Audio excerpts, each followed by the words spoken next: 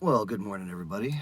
Uh, gonna get to part two of when I was 20. I figured that's what I would do for a moment this morning and get it finished up on this stuff too. I've just so you know, went ahead and just folded all the origami down to this level, which is where it will turn into cranes or dragons from there very easily with all the folds I really need to pay attention to taken care of.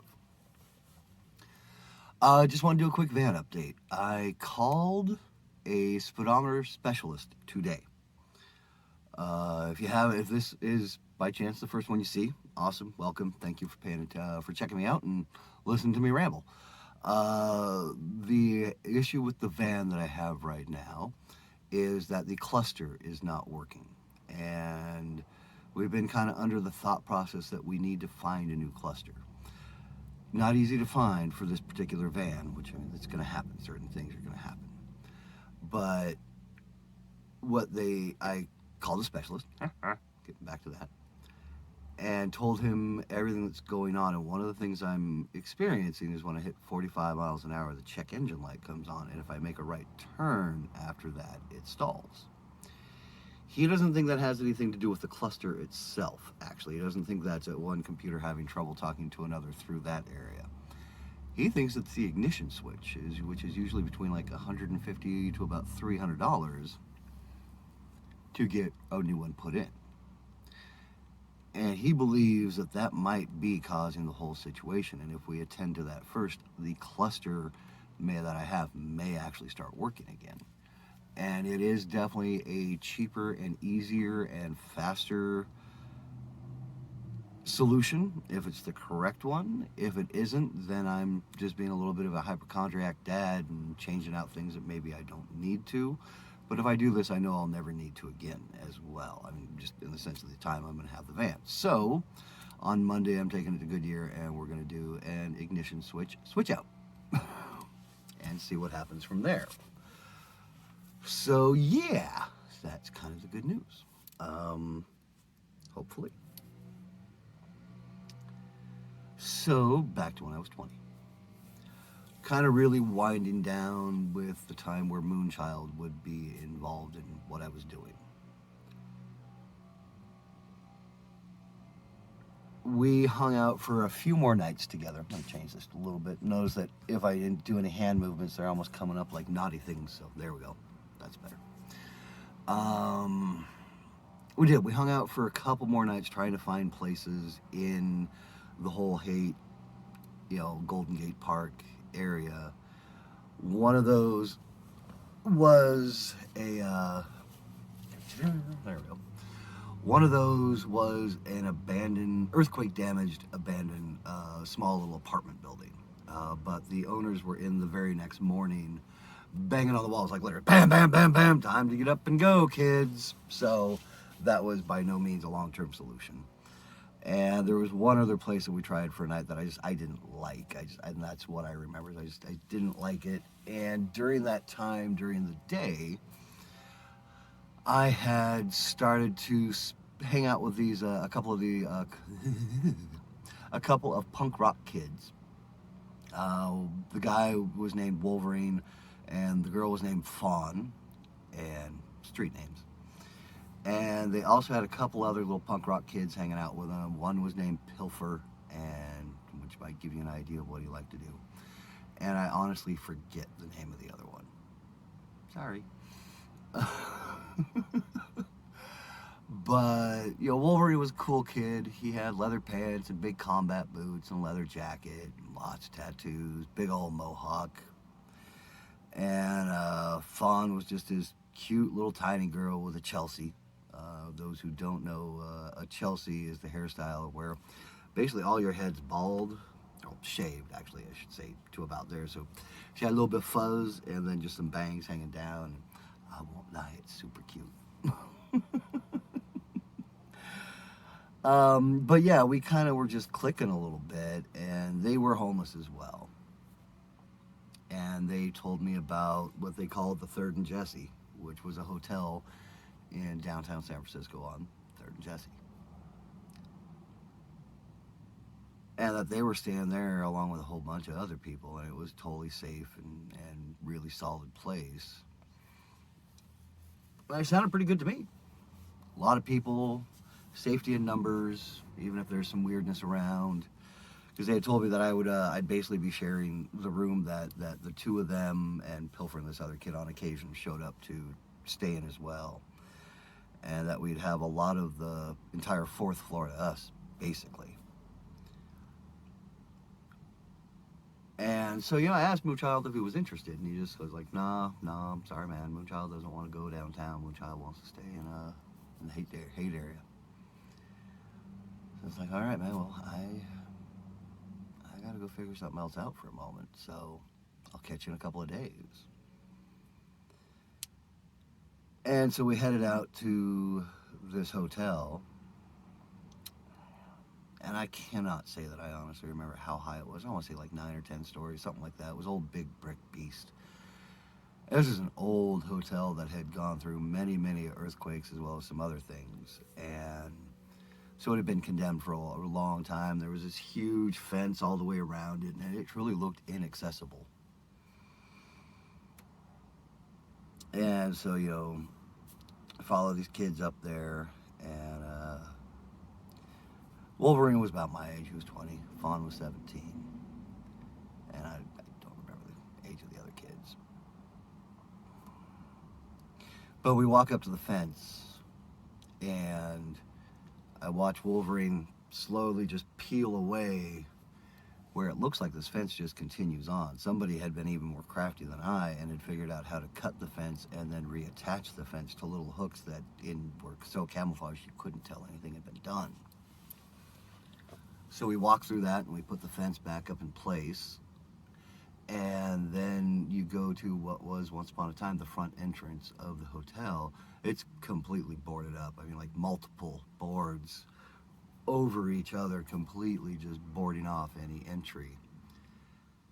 And somewhere along the way, someone very industrious had taken several of those boards down, connected them all while they were off of the building, and had opened an access area by doing this too. Screwed them all together and then put them back up with one big sliding screw hook, basically. So you could move like 6 boards at one time and have this entrance into the hotel that you couldn't tell was there if you didn't know. And we'd find proof to that in a while. Now, once you get in the hotel, this is where you see the earthquake damage. Because I would say 80 to 85% of the original main floor had collapsed into the basement over the years. And the stairwell to get to the floors above was in the middle of this missing floor. And a large part of the second floor had also collapsed through the years too. So you literally had this little zigzag of cement and metal stairs over this monstrous precipice of empty blackness, and you just knew there was all sorts of crap that wanted to kill you, by stabbing you and such, because it's old Beatrice of boards and nails and plaster and such down in the basement. So there's 2 ways that you can get to these stairs. You can go into the basement where a small area had been cleared for a bit of a maze to walk through and get to these stairs. Or you could shimmy through the entire air duct system on the main floor and be able to then go up these stairs. And I'm not kidding, they were boom, boom, boom, boom. Felt like they were no wider than this. They obviously were, but that very first time I went up them, I was like mountain climbing, 1 foot, 1 hand, 1 foot, 1 hand. And Fawn, the little girl's just bouncing up them, because by that point she'd been doing it so often she didn't even think about it. And so and once you got to the 3rd floor, it was actually real stairs and a staircase around it, plaster and building again. And we continued on to the 4th floor, and I could tell there were people on the 3rd floor. And I was like, why? He's like, oh, no. Don't hang out on the 3rd floor ever, man. Just don't do it. And so we got to the fourth floor and got to the room that they had been staying in. And I learned that evening the reason you didn't go to the third floor is because the third floor was full of what we call the needleheads. So those were your hard junkies at the time. More heroin and speed than actual meth, because I don't know how prevalent the meth I would see several years later down in Venice Beach was yet really distributed through San Francisco or anywhere else. I mean, obviously, speed, crank, all of that already existed.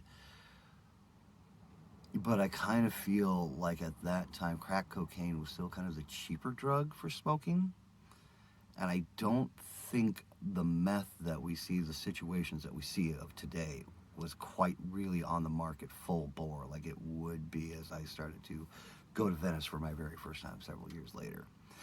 But yeah, so a lot of speed heads and heroin heads down there for sure. And I guess there's a lot of bad things that definitely happened down there. And then the fifth floor was the skinheads. These would be some of my first real interactions with racists ever in my life.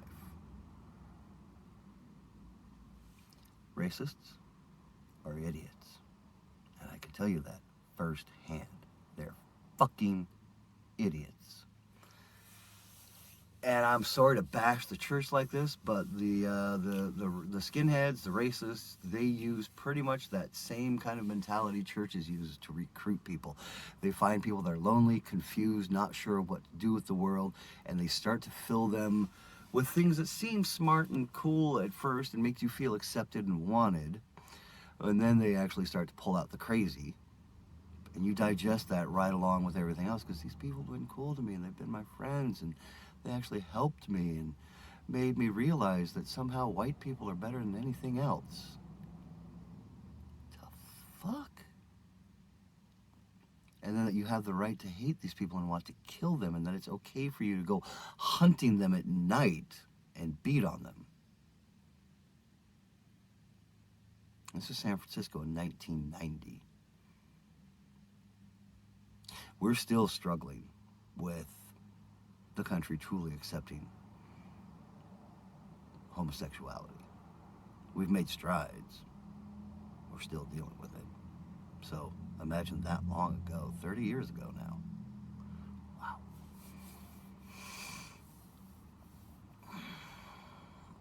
And I can't say I played any kind of superhero and stopped anything because I didn't know when these guys were going out, and there were like 8 or 9 of them at a time. I don't know what they did or didn't do. I know one night they blew up a motorcycle out of pure boredom. I knew that I hated them. I don't hate much. And I don't use that word lightly. Loathe, detest. Those are better. When we say you hate something, you should really understand what hate means. And I fucking hate racist little skinhead bitches.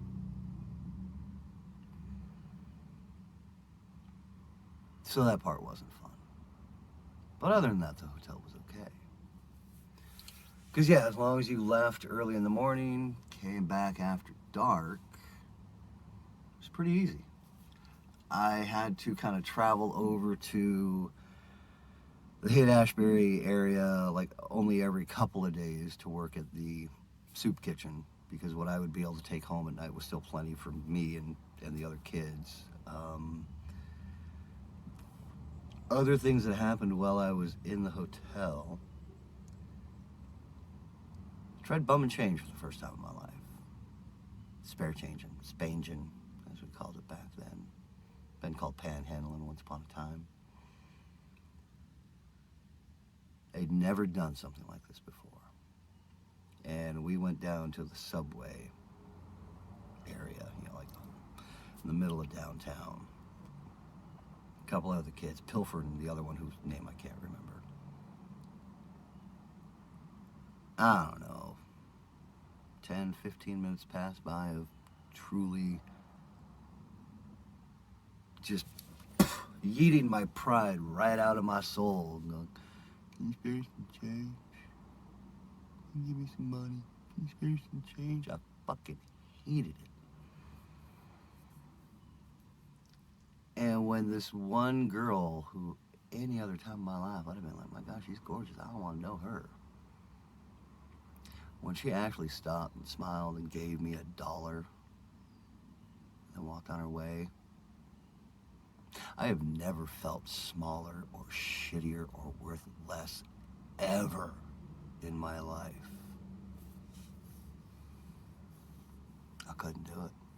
I took that $1, threw it at the other two, and was like, I'm out of here. I will go figure out food. I do not need to do this. This is fucking horrible. I'm sorry I'm swearing like I am right now.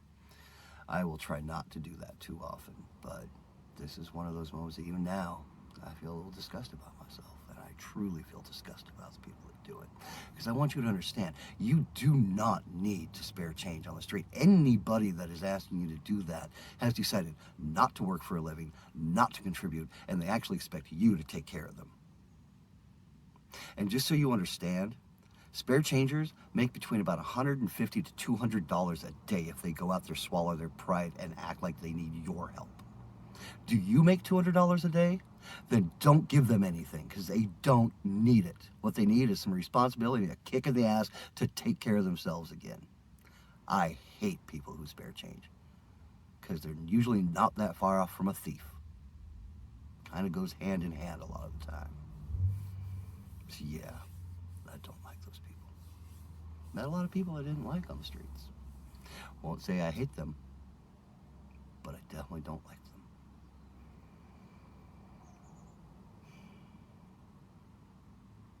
So during the day, I found myself actually going back to the Haight area a little bit more often after the first week, because there I could work for my food and feel like I had done something to earn what I had.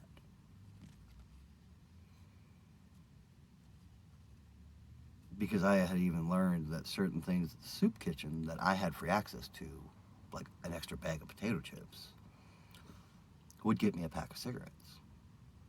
You know, so I quickly learned that there is this ability to even just do trade in the outside world. You don't always have to have cash. So the hotel went on for about 3 weeks. And then one morning, I'm woken up by Wolverine. Hey, Leviathan, hey, wake up. Him and Fawn are already sitting up, and she's looking at me like, what the hell's going on, dude? He's like, cops. There's cops downstairs. They're trying to get in. I was like, what? No way. And I looked out the window, and sure enough, like 4 or 5 cop cars down there. There are like 6, 7 cops walking up towards the hotel. And they could not tell how we had gotten in. And while they were trying to figure out how we had gotten in, this is when the needleheads and the skinheads decided to start throwing rolls of burning toilet paper, feces wrapped in newspaper, and the dead pigeons the skinheads had killed for joy down at the cops. Now, I'm gonna be honest with you. Over the next few years, I would have plenty of reasons to dislike certain cops. And even now, with everything we're going through, we all have plenty of reasons to question cops. But I also know that there is still to this day a level of police officers that go out there to do good. Or at least that's what they started as. And I knew those cops were there to bust us, and I knew this meant shit was gonna happen and something was gonna go down. I also realized this just made the situation worse, not better.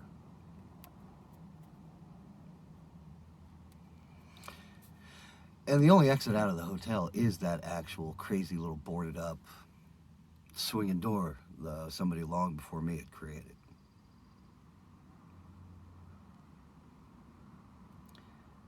So sit there and watch the cops for a few minutes as they run back to their squad cars, and you see a couple, three of them on there pulling their radios out of their cars and talking furiously. And over the next few minutes, we had several canine cars show up. Knew they were canine because they had canine painted across the top of the sorry, I'm gonna grab something here. Didn't mean to get that close and personal with you. That canine, painted across the top of the car itself. And then fire department showed up. Fire department had I don't know if it was the jaws of life or not. I don't know what it was they brought in to fully rip open that door, but they definitely had a big angry sawn contraption that they used to get through the actual door onto the main floor. Everybody's freaking out. What are we going to do? What are we going to do? What are we going to do? There's no way out. What are we going to do? I already kind of figured it was game over. The cops are finding us and shit's going sideways. Best thing I can do at that point is control the experience when it happens. Now, I can honestly say that none of us threw any of that stuff at the cops. Might have giggled a little bit about it here and there because, yeah, it was kind of funny.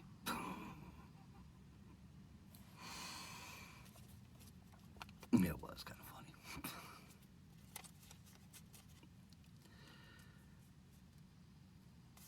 But since none of us had thrown anything at them, I didn't want to deal with the canine, angry German Shepherd boys that were now due to start coming up those steps and stairs once they figured out how the hell to get up here. During the last few weeks that I had been there, one of the things that I had enjoyed doing was going up to the roof. I'm sitting in this old abandoned lawn chair somebody had drug up there many, many months, weeks, what have you, before. And just chilling up there and having a cigarette and watching the city view from the top of this hotel.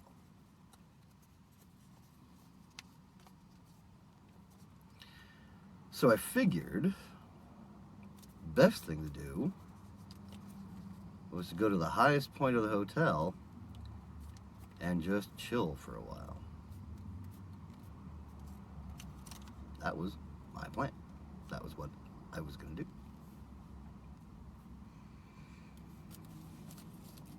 This kid Bill, one of the racists, came running down. For what I understand about Bill, still not his real name, Bill wasn't really a racist. He just wanted to be accepted. Still fucking bullshit. But he was like, what are we going to do? What are you going to do? What are you guys going to do?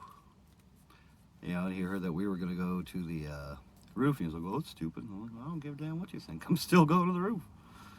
I'll at least have a cigarette and chill out for a moment this morning before I figure anything else out. So I went to the roof. I had 5 people follow me to the roof because they had no idea what else to do. Just fine. I mean, it's a situation you don't normally find yourself in.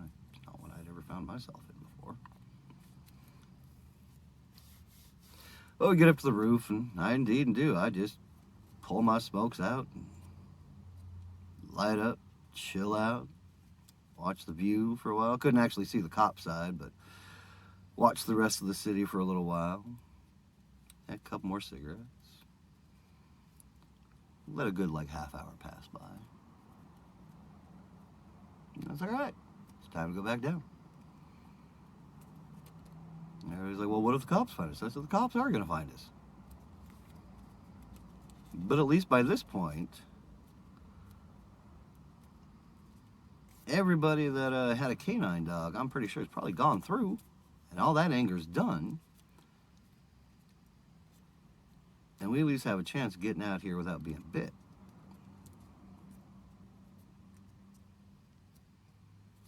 So we start down the stairs. Get about a floor and a half down, and there's your younger kid, cop, but a younger cop. Sees suddenly 5 kind of scary looking people coming down the stairs. And he started like reaching for his gun, and I just fell to the stairs, put my hands up, let my backpack drop. Poof. What's up, sir? How you doing? Which shocked him enough, because that was, I think, the last thing he was expecting was that kind of reaction. And he was like, "Oh, what are you doing here?" I was like, "Well, we were staying here, you know." And then woke up, saw you guys were here, and then saw what the other guys did to you by throwing all that stuff at you. And then we saw the canine cop show up, and I decided I was going to go chill on the roof till some of the action was done. And he just kind of like, "Okay, well, that's not stupid." And he's like, "Well, you're gonna have to come with me, because we're gonna have to take you in, run your names and all that stuff." And he's like, "Since you guys have been this nice, we'll go ahead and let you walk down the stairs freely, and then we'll cuff you down at the bottom if that's okay." I'm like, "Dude, that's fine with me." You know, I mean, and I can't lie, I was a little scared, I was a little worried, like, "Am I going to jail?" Oh no. But I knew I didn't have anything on me. The worst I'd ever done up to that point was speeding. That's why I don't mind having this beast. It makes me slow down a little bit. Oh yeah. Grew up inspired by the Blues Brothers movie. Okay, I shouldn't get copyright infringement for that little. But yeah, we get down there, and they cuff us all, and they take us in. We get there, and put in the holding tank with a few other people, which is just this long room with a pole on it where they clank the other side of your cuffs to, and you sit there for a little while and you wait. And eventually I got pulled into a desk next to a cop who literally held up this piece of cardboard, probably about yay big, that had different pupil dilations on it. Held it up next to my eyes, see if I was super thunked on something. You know, by then they'd already they ran my name and all that kind of stuff. And he's like, "All right, you got no priors, you're not on anything, get out of here." So it's cut loose. Free to go, time served. Whatever hour it was or what have you.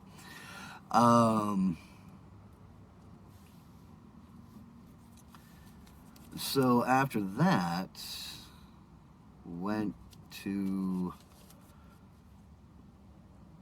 this fountain that all the kids knew about and we hung out at, and waited, ran into Pilfer right away. Wolverine was pretty quick after that, and then Fawn showed up. There's Carl's Jr. right across from there too, so we went over there and got some food once everybody was there. And trying to decide what we're going to do next. And that is when Fawn's friend Shauna showed up for the day. Shauna was an indoor girl that just liked the punk rock scene, so she would come down and find the less harmful outdoor folk and kind of befriend them and hang out with them. She was like 16, 17, same as Fawn.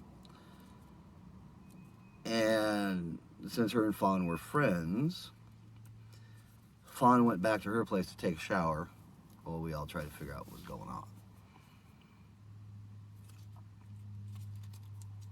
And Shauna had even told Fawn that she might know of a place up by her house that we might be able to stay. She told us it was a house, which I had immediate reservations about, loud, immediate reservations about. So far, I mean, to understand, so far I had broken into a gymnasium. I had broken into an abandoned apartment building that had not had anybody living in it whatsoever for over 3 months. And I had broken into an earthquake damaged hotel. Well, I didn't even break into the hotel. That broken in was already done. I just resided. Somebody's house is different. That's somebody's house. And Fawn was like, okay, well, that's a fair point. She's like, I don't know if we'll be able to find anything else, though, tonight, and I'm at least going to go take a shower, and I'll be back later. And through the day, we did try and rack our brains and come up with another option. And really about the only other option was the Civic Center, which is where all the crazy people slept outside. I mean, like the needleheads and the skinheads we had in the 3rd and Jesse were nothing compared to what was sleeping outside in the Civic Center.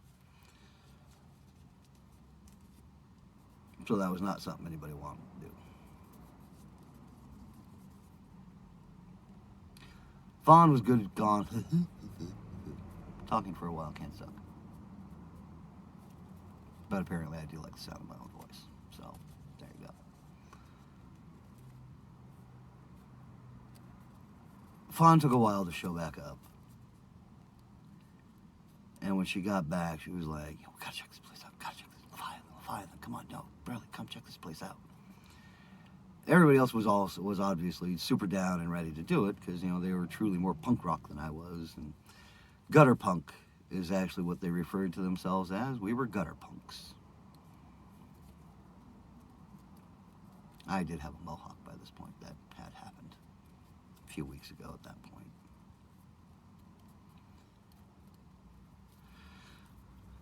And I still wasn't happy about it. But she told me, she's like, you gotta see this place to believe. She's like, you'll understand it's abandoned when you see it.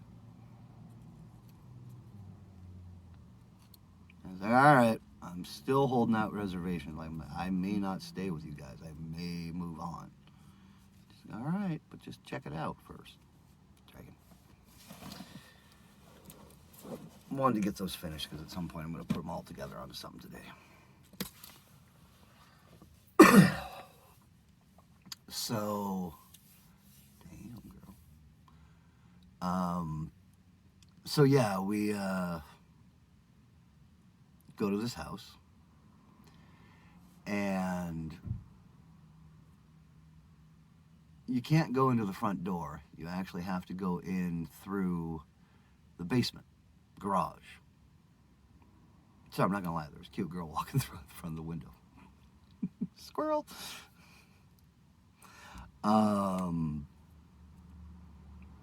You had to go in through the garage / basement to get into the actual house. Here's the crazy thing about that. We were over by the 22nd and Church area, and this is a part of San Francisco that has the infamous hills of San Francisco. The street that this was on is like this. It was so steep, it is one of the streets that literally has stairs set into the sidewalk. And this house, so street, all right, maybe that's a little more realistic. House, like it's level. Its garage is level, so there's this weird morphing of cement over the stairs and the rest of the sidewalk to try and create an ability for a car to have actually driven down from it at one time. And so you have to push this kind of decayed garage door open, just shimmy your way in, and then make your way up the stairs and have to like push on this door to get in to the actual house. And when you got to the main landing of the house, I'm not exaggerating when I say there was Beatrice to my knees. And when I say Beatrice, think like food wrappers, old newspapers, magazines, clothing, condoms, condom wrappers,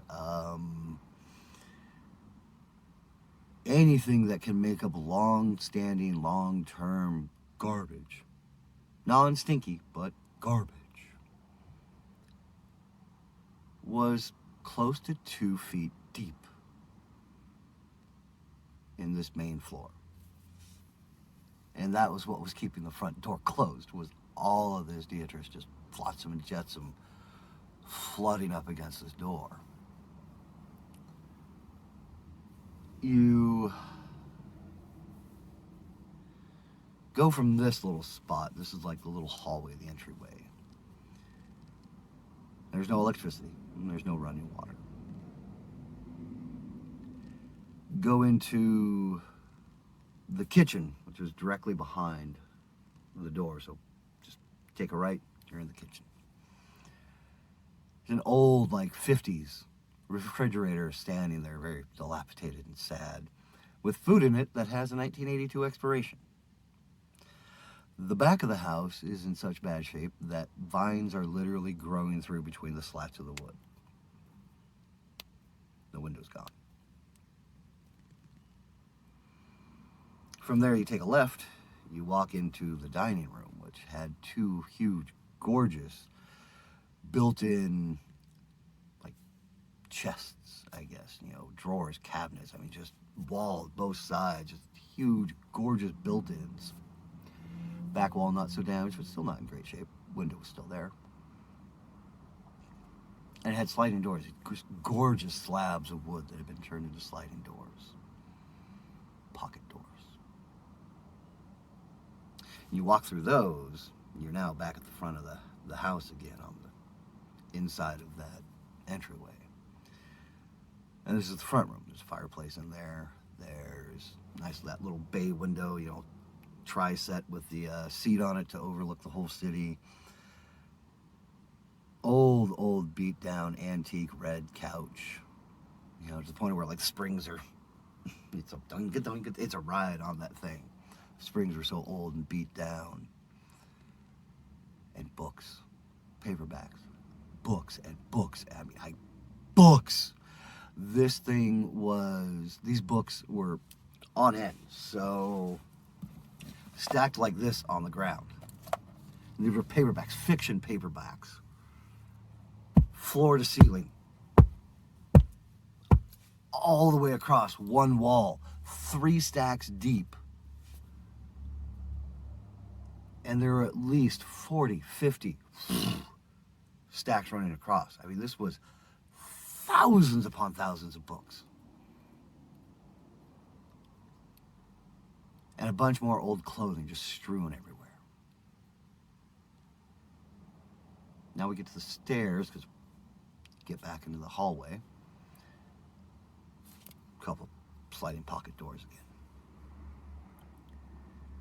Get into the hallway, and there's a staircase, goes up a few, and then left turn glide up to the rest of the actual upstairs after the landing. These stairs are a literal slide of old Life and National Geographic magazines. You can't see the stairs. They are so covered in magazines. And there's more magazines upstairs in mounds and mounds across the floor. So, mountain climbing your way using the banister up to the top of this thing, sinking your foot into these pages just to try and find some kind of purchase. Made her way to the upstairs. I'm going to have to take a break here soon, take a moment and come back, but fortunately I'm not going to do the overlap because I'll just kind of remember where I was. We'll finish describing the house, and then I'll take a break. So we get upstairs. Now, like I said, tons of magazines still throughout the floor of the second floor. Not as 2 foot deep as downstairs, but still like 8, 10 inches of just magazines piled and strewn everywhere. And a crap ton of them still in a huge bookcase as well.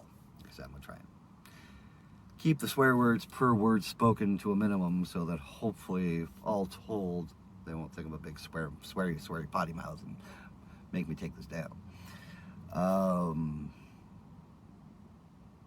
So yeah, magazines in this huge bookshelf too. And then to the very right, just after you get up on the main floor, there's a bedroom. And it has this old bed frame with springs across it, more like a cot than anything else, but it's a bed frame. And the rest of the room was pretty empty.